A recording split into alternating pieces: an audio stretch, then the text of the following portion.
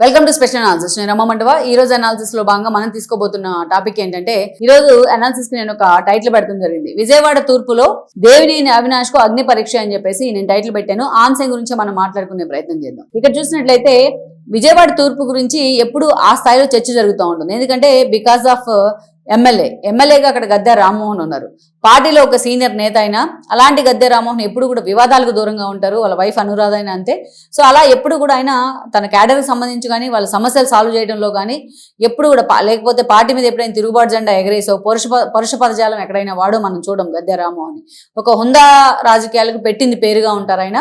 అందుకే విజయవాడ తూర్పును తన కంచుకోటగా మార్చుకోగలిగారు. అయితే అలాంటి కంచుకోటకి ఎలాగైనా బీటలు తేవాలని చూశారు దేవినేని అవినాష్ లాంటి వాళ్ళు జగన్మోహన్ రెడ్డి ఆశీస్సులతో. కానీ అలాంటి ఒక విషం పరీక్షను కూడా సమర్థవంతంగా గద్దె రామ్మోహన్ ఎదుర్కోవడం జరిగింది. జగన్మోహన్ రెడ్డి మాత్రం విజయవాడ తూర్పులోనే అవినాష్ను కొనసాగిస్తూ వస్తున్నారు. ఎన్నికల నాటికి అక్కడ పొలిటికల్ సినారియో మారబోతోందనే చర్చ నడుస్తోంది. ఈ క్రమంలోనే గద్దె రామ్మోహన్ తన వారసుడైన క్రాంతిని అక్కడ రంగంలోకి దించబోతున్నారనే ప్రచారం జరుగుతోంది. మరి క్రాంతి పూర్తి స్థాయిలో అక్కడి నుంచి టీడీపీ తరఫున పోటీకరణ దిగినట్లయితే మరి అవినాష్ పరిస్థితి ఏంటి అన్నది కూడా ఒక పెద్ద చర్చగా చెప్పాలి. ఎందుకంటే అక్కడ అనేక రాజకీయ సమీకరణాలు పార్టీ ఓట్లను కూడా ఇన్ఫ్లుయెన్స్ చేయబోతా ఉన్నాయి. ఇక్కడ ఇది చెప్పుకోవాలి, నిజానికి గద్దె రామ్మోహన్ ఆయన ఇండిపెండెంట్ గా 94లో ఫస్ట్ టైం పోటీ చేయడం జరిగింది. గన్నవరం నుంచి ఎమ్మెల్యేగా దాసరి బాలభద్రరావుని ఓడించారు. ఆయన ఓడించి ఎమ్మెల్యే అయిన తర్వాత టీడీపీకి జాయిన్ అయ్యి టీడీపీ నుంచి అనుబంధ సభ్యుడిగా కొనసాగారు. టీడీపీలో జాయిన్ అయిపోయారు అఫీషియల్గా. టీడీపీ కూడా ఆయన ఓన్ చేసుకుంది. ఆ తర్వాత మనం చూస్తే 99 ఎన్నికల్లో విజయవాడ నుంచి ఎంపీగా పోటీ చేశారు. ఆ రోజు చంద్రబాబు నాయుడు కోరిక మేరకు గెలవడం కూడా జరిగింది. ఆ రోజు ఎంపీగా కూడా పనిచేశారు ఆయన. ఆ రోజు మళ్ళా టీడీపీ నుంచి విజయవాడ తూర్పు నుంచే పోటీ చేశారు, ఎమ్మెల్యేగా గెలిచారు. వేరే 19కి వచ్చేటప్పటికే లోకేష్ ఎప్పుడైతే మంగళగిరి నుంచి తాను పోటీ చేస్తా అన్నారో అందరికంటే ముందుగా బయటకు వచ్చి లోకేష్ పోటీ చేస్తానంటే నా కాన్షియన్సీ నేను త్యాగం చేస్తాను విజయవాడ తూర్పు నేను మాట్లాడింది గద్దె రామ్మోహనే. ఆయన తర్వాత చాలా మంది మాట్లాడారు. అలా అంత లాయల్ గా పార్టీకి మంచి వ్యక్తిగా గద్దె రామ్మోహన్ పేరు తెచ్చుకున్నారు. వాళ్ళ వైఫ్ జడ్పీ చైర్మన్ గా కూడా పనిచేశారు, గద్దె అనురాధ. సో అంత జనంలో కూడా ఒక మంచి ఇమేజ్, గుడ్ లుక్స్ లో ఉంటారు వాళ్ళు. ఎప్పుడు కూడా కాంట్రవర్సీలోకి వెళ్ళిన పరిస్థితి అయితే మనం చూడం. ఆ తర్వాత వచ్చేటప్పటికి 2019లో పార్టీ ఓడిపోయినా సరే గద్దె రామ్మోహన్ అక్కడి నుంచి ఎమ్మెల్యేగా గెలవడం జరిగింది. వేరే 2024కు వచ్చేటప్పటికి మరోసారి ఆయనకే టికెట్ ఇచ్చారు, మరోసారి ఆయనే గెలిచారు. అయితే అలాంటి స్థితిలో ఇక్కడ వైఎస్ఆర్సీపీ నుంచి చూసినట్లయితే ముఖ్యంగా మనం చూస్తే ఏదైతే దేవినేని అవినాష్ తన తండ్రి చనిపోయిన తర్వాత, తండ్రి చనిపోయినప్పటికీ ఆయన తండ్రి చనిపోక ముందే కొద్ది రోజులకు ముందే ఆయన టీడీపీలో చేరారు తండ్రితో పాటు కలిసి, దేవినేని నెహ్రూతో పాటు. అందుకంటే ముందు నెహ్రూ కాంగ్రెస్ లో ఉన్నారు.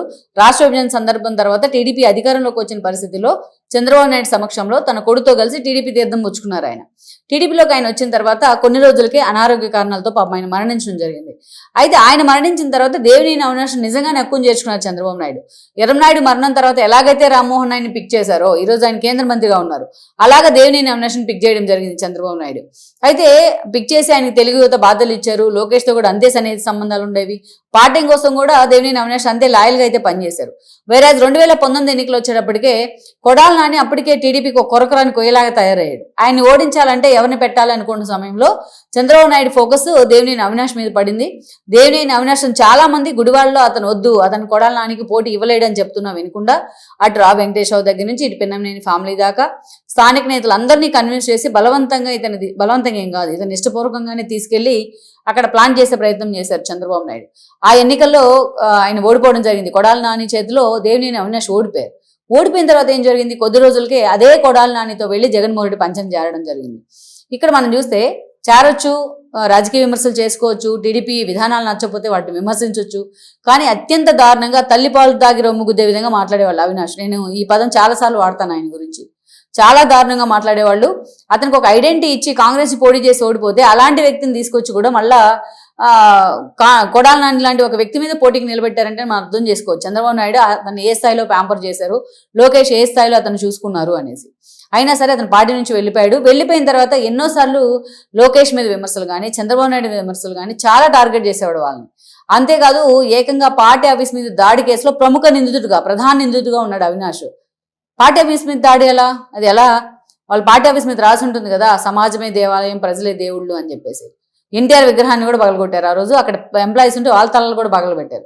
తగలబెట్టి దీనికి మొత్తం కర్త కర్మ క్రియ అంతా అవినాష్ అనేది అందరికీ తెలుసు. అందుకే అతనికి ఈ కేసులో లుకౌట్ నోటీస్ కూడా వచ్చింది. ఇక మొన్నటి ఎన్నికల సమయంలో అతను ఎంపీగా పోటీ చేస్తారని 24లో విజయవాడ ఎంపీ టికెట్ ఇస్తారని అన్ని రకాలుగా ప్రచారం జరిగినా జగన్మోహన్ రెడ్డి మాత్రం అతన్ని మొత్తానికైతే తూర్పు నుంచే పోటీ చేయించారు. ఒక దశలో జగ్గైపేటకు పంపిస్తారనే ప్రచారం కూడా జరిగింది. కానీ ఇక ఎంపీగా కేసుని నాని రావడంతో పోటీ చేసేందుకు ఇతన్ని తూర్పులోనే ఉంచే ప్రయత్నం చేశారు. అయితే ఈ గ్యాప్లో అవినాష్ చాలా క్లోజ్ అయ్యారు, జగన్మోహన్ రెడ్డికి చాలా దగ్గర అయ్యారు. అంతా జగన్మోహన్ రెడ్డి దగ్గరికి వితౌట్ అపాయింట్మెంట్ వెళ్ళగలిగే అతి తక్కువ నేతల్లో అవినాష్ రెడ్డి ఒకటిగా పేరు తెచ్చుకున్నారు. ఎవరికి అర్థం కాదు అసలు వాళ్ళిద్దరి మధ్య బాండింగ్ ఏందనేది ఆ పార్టీలో కూడా. సో అలా తూర్పు టికెట్ కన్ఫర్మ్ చేశారు. అయితే గద్దె రామ్మోహన్ చేతిలోని మొన్నటి ఎన్నికల్లో అవినాష్ ఓడిపోయారు. పాపం కేసీఆర్ నాని తన గెలుపుని కూడా పక్కన పెట్టి అవినాష్ గెలుపు కోసం పనిచేశారు జగన్మోహన్ రెడ్డి సూచన మేరకు. అయినా అవినాష్ ఓడిపోవడం జరిగింది. సో ఓడిపోయిన తర్వాత పార్టీ ఆఫీస్ మీద దాడి కేసు కానీ లుకౌట్ నోటీస్ కానీ ఇన్ని రకాలుగా నడుస్తూ వస్తోంది. ఇక జగన్మోహన్ రెడ్డి వైపు నుంచి కూడా ఆ స్థాయిలో ఆయనకి సపోర్ట్ ఉందా అంటే అది కూడా ఒక పెద్ద క్వశ్చన్ మార్కే. మొన్న మనం చూసాం జోగు రమేష్ ఇంటి దగ్గర ఓపెన్ గా మైకుల ముందే అవినాష్ మీద విసుకున్నారు ఆయన జగన్మోహన్ రెడ్డి. ఎవరైనా ఉంటే లోపల తీసుకెళ్లి క్లాస్ పీకొచ్చు, కానీ జగన్మోహన్ రెడ్డి అలా చేయలే. సో మొత్తానికైతే అవినాష్ ఇప్పుడు ఆప్షన్ లేని పరిస్థితుల్లో ఆయన వైఎస్ఆర్సీపీలోనే కొనసాగుతూ ఉన్నారు. ఇటీవలే విజయవాడ ఎంపీగా పోటీ చేయమన్నారనే చర్చ వచ్చినా నాకు ఆ స్థాయిలో జాతీయ రాజకీయాలు అంటే ఇష్టం లేదు, నేను రాష్ట్రానికే కన్ఫైన్ అవుతాను, నేను తూర్పు నుంచే పోటీ చేస్తానని అవినాష్ చెప్పినట్టు ఒక చర్చ అయితే లీక్ అయింది బయటికి. అయితే ఇప్పుడు చూస్తే గద్దె రామ్మోహన్ అనురాధ వారసుడు క్రాంతి అక్కడ యాక్టివ్ అవుతా ఉన్నారు విజయవాడ తూర్పులో. వైసీపీ నుంచి ఇతను సమన్వయకర్తగా ఉన్నారు దేవినేని అవినాష్. అక్కడ ప్లస్ పాయింట్ ఏంటంటే గద్దె రామ్మోహన్కి ఒక గుడ్ ఇమేజ్ ఉండటం, జనాన్ని ఓన్ చేసుకోవడం, ప్రతి ఒక్కరిని పేరు పెట్టి పిలిచే ఇమేజ్ ఉండడం, లోకల్గా వాళ్ళ ఆవిడ అనురాధ కూడా అంతే స్థాయిలో సర్వీస్లో ఇన్వాల్వ్ కావడం, ఇవన్నీ కూడా వాళ్ళ ఫ్యామిలీకి ఎసెట్స్. వాళ్ళ వారసు క్రాంతి ఇన్వాల్వ్ అవుతా ఉన్నారు. లోకేష్ సూచన వరకు గద్దె రామ్మోహన్ తన కొడుకుని అక్కడ సీరియస్గా ఆ కాన్స్టిట్యున్సీలో ఇన్వాల్వ్ చేసే ప్రయత్నం చేస్తూ ఉన్నారు. ఇలాంటి సిచ్యువేషన్లో మరి క్రాంతి అక్కడ పూర్తి స్థాయిలో ఇన్వాల్వ్ అవుతూ ఉన్నారు, పూర్తిగా ఎమర్జ్ అవుతూ ఉన్నారు భవిష్యత్ లీడర్గా. మరి గద్దె రామ్మోహన్తో ఫైట్ వేరు, క్రాంతితో ఫైట్ వేరు. సో క్రాంతిని గెలిపించుకోవాలంటే లోకేష్ కూడా పూర్తి స్థాయిలో ఎఫర్ట్ పెట్టుకుంటారు. అదేవిధంగా మనం చూస్తే తల్లిదండ్రులు ఇద్దరు ఆయన కోసం పనిచేస్తారు. ఇప్పటి నుంచి ఆల్రెడీ సిట్టింగ్ ఎమ్మెల్యే కాబట్టి తన తండ్రి ఆ స్థాయిలో క్రాంతి అక్కడ జనంతో మమేకం అవుతున్న పరిస్థితి. మరి ఇద్దరు యూత్ లీడర్స్. ఇటు చూస్తే అవినాష్ బరిలో దిగిన అతను కరెక్ట్గా యూత్ లీడర్సే. మరి ఇద్దరికి ఒకరికొకరు చాలా సీరియస్ పోటీ అక్కడ జరిగే అవకాశం ఉంటుంది. అంత ఈజీగా నల్లేరు మీద నడకైతే కాదు అవినాష్ గెలుపు. మొత్తానికి చూస్తే ఇతనికి ఒక అగ్ని పరీక్ష అయితే క్రాంతి రూపంలో ఎదుర్కోవస్తుందని మనం అనుకోవచ్చు. ఈ వీడియో మీకు నచ్చినట్లయితే please share, like and subscribe.